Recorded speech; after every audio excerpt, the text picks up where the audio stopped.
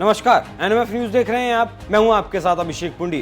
2024 तक जब तक चुनाव ना हो जाए तब तक नेताओं के पाला बदलने का कार्यक्रम चलता रहेगा और पार्टियां एक दूसरे को तोड़ने मरोड़ने की रणनीति भी बनाती रहेंगी और ये क्रम चलता ही रहेगा, जैसे महाराष्ट्र और उत्तर प्रदेश में भी देखने को मिला है। क्या है पूरा मामला, इस रिपोर्ट में देखिए।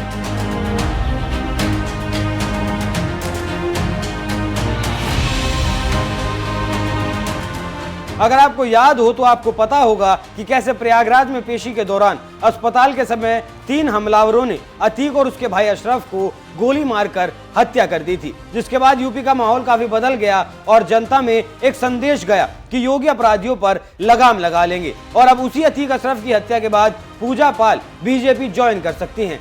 ये वही पूजा पाल है जिनके पति को अशरफ ने गोली मारकर हत्या कर दी थी और उसी सजा में जेल में बंद थे, लेकिन हालात बदलने पर समय का चक्र घूमा और अतीक अशरफ की सारी हिस्ट्री हस्ती मिट गई। अब उसी से प्रभावित होकर राजू पाल की पत्नी पूजा पाल समाजवादी पार्टी छोड़ सकती हैं और फिर बीजेपी का दामन थाम सकती हैं। खबरों की माने तो लोकसभा चुनाव 2024 से पहले यूपी में समाजवादी पार्टी को करारा झटका लग सकता है। जानकारी के मुताबिक एसपी की विधायक पूजा पाल बीजेपी में शामिल हो सकती हैं। पूजा एसपी के पूर्व विधायक राजू पाल की पत्नी हैं। माना यह जा रहा है कि बीजेपी पूजा पाल को भविष्य में मंत्री पद या सांसद के टिकट जैसी अहम जिम्मेदारी भी दे सकती है। इतना ही नहीं, पूजा पाल के बीजेपी में आने से पार्टी पिछड़ों के बीच और भी मजबूत होगी। इसके साथ ही साथ एक और एसपी विधायक इंद्रजीत सरोज भी किसी भी दिन बीजेपी का दामन थाम सकते हैं। इन दोनों नेताओं के अलावा एसपी के कई विधायकों के बीजेपी में शामिल होने की बात कही जा रही है। बीजेपी लोकसभा चुनाव से पहले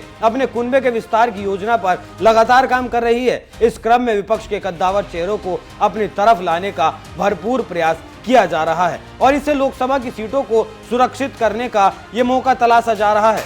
बीजेपी 2024 लोकसभा को लेकर अभी से काफी गंभीरता से तैयारी कर रही है और इसीलिए अब हर राज्य में अपनी ताकत को कामयाब कर रही है। उसी का नतीजा है कि बिहार में चिराग, मांझी और कुशवाहा को साथ लाए हैं, तो किसान आंदोलन से नाराज चल रहे पंजाब की पार्टी अकाली को मनाने में कामयाब हुए हैं। इसके साथ ही साथ कई और छोटी बड़ी पार्टियों को मिलाकर 2024 की लड़ाई लड़ने की तैयारी कर रही है।